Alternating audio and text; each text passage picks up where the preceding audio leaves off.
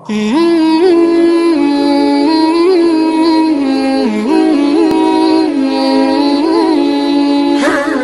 سب سے پہلے میں آپ کو اللہ کے بارے میں کچھ سمجھاؤں۔ ہو سکتا ہے کل کی تاریخ کے اندر کوئی آپ سے غیر مسلم یہ سوال کرے کہ تم مسلمان ہو؟ آپ کہیں گے ہاں۔ کس کو مانتے ہو؟ ایک اللہ کو مانتے ہیں۔ اب اس نے پوچھا کہ اللہ کسے کہتے ہیں؟ یہ کوئسچن اگر آپ سے کوئی غیر مسلم کر لے کہ میں آپ سے اللہ کی ڈیفینیشن جاننا چاہتا ہوں کہ اللہ کسے کہتے ہیں، تو آج مسلمان سے اگر یہ سوال کوئی کرے تو اللہ ماشاءاللہ کوئی مسلمان اس کا صحیح معنوں میں جواب دے سکتا ہے۔ زیادہ سے زیادہ کوئی انسان سورہ اخلاص کی تلاوت کر کے اللہ عز و جل کی شان بیان کر سکتا ہے کہ اللہ وہ ہے جو ایک ہے، نہ اس سے کوئی پیدا ہوا نہ وہ کسی سے پیدا ہوا، وہ بے نیاز ہے۔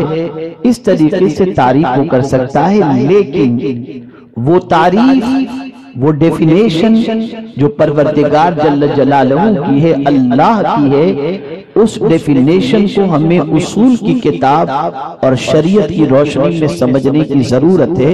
میں تھوڑا سا آپ کو پہلے اس حوالے سے سمجھا دوں تاکہ بعد آگے کی جب کروں تو آپ کے ذہن میں اچھی طریقے سے بات بیٹھ سکے۔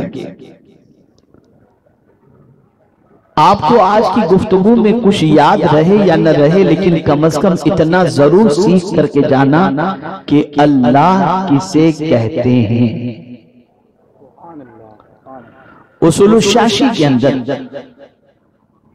اللہ کے حوالے سے فرمایا گیا، ڈیفینیشن اللہ کی بیان کی گئی، اللہ عالم علی الاصح للذات الواجب الوجود المستجمع لجمیع صفات الکمال۔ اللہ اس ذات کو کہتے ہیں جو ہمیشہ سے ہے اور ہمیشہ رہے،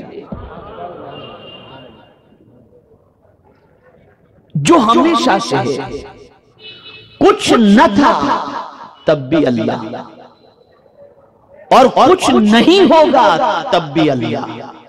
کل من علیہا فان ویبقى وجہ ربک ذو الجلال والاکرام۔ ہر چیز فنا ہو جائے گی، باقی رہنے والی ذات میرے کریم کی ہے، میرے معبود برحق کی ہے، اور اس رب کی شان یہ ہے کہ کچھ نہ تھا تب بھی میرا مولا ہے، اور کچھ نہیں ہوگا تب بھی میرا مولا ہے، ہمیشہ سے ہے اور ہمیشہ جو رہے گا اسی کو کہتے ہیں اللہ۔ یاد رہے گا سبق؟ اب اتنی بات سمجھ لینے کے بعد بھی یہ تعریف کچھ اور تقاضا کرتی ہے۔ تقاضا یہ کرتی ہے کہ وہ کن صفتوں کا جامع ہے، اس میں کیا خوبیاں ہیں، کیا کمالات ہیں۔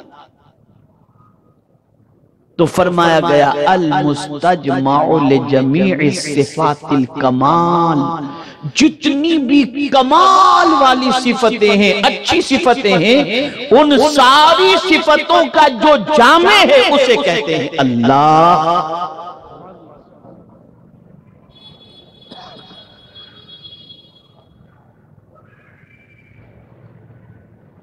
اور اگر کسی انسان کو اللہ عز و جل نے اپنی صفات میں سے کوئی صفت عطا فرما دی تو یہ عطائی ہوگی، لیکن اللہ عز و جل کو کسی نے عطا نہیں کیا، اس کے خود کے پاس ہمیشہ سے وہ صفات ہیں اور وہ صفات رہیں گی، اور صفات کمال کا وہ جامع ہے۔ اب یہاں میں آپ کے سامنے ایک بات عرض کرنا چاہوں گا کہ آپ دیکھیں بہت سارے مکاتب فکر کے لوگوں نے اپنی کتابوں کے اندر لکھا ان اللہ علی کل شیء قدیر، بے شک اللہ ہر چیز پر قادر ہے، اور پھر آگے لکھ ڈالا وہ جھوٹ بولنے پر بھی قادر ہے مگر نہیں بولے گا۔ تو وہ اللہ کسے کہتے ہیں وہ نہیں جانتے۔ اس لیے کہ جھوٹ بولنا یہ کمال والی صفت نہیں ہے،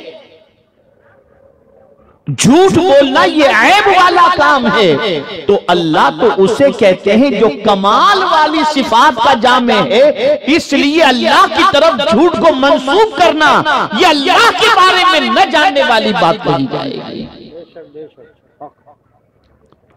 اب یہ بات میں نے آپ کے سامنے کیوں کہی؟ تو اس بات کو کہنے کی وجہ یہ ہے کہ جب ساری صفات کمال کا جامع اللہ ہے تو میرا مولا جو جیسا ہے وہی وہ عرض فرمائے گا، نہ اس سے زیادہ فرمائے گا نہ اس سے کم، یہ اس کی شان۔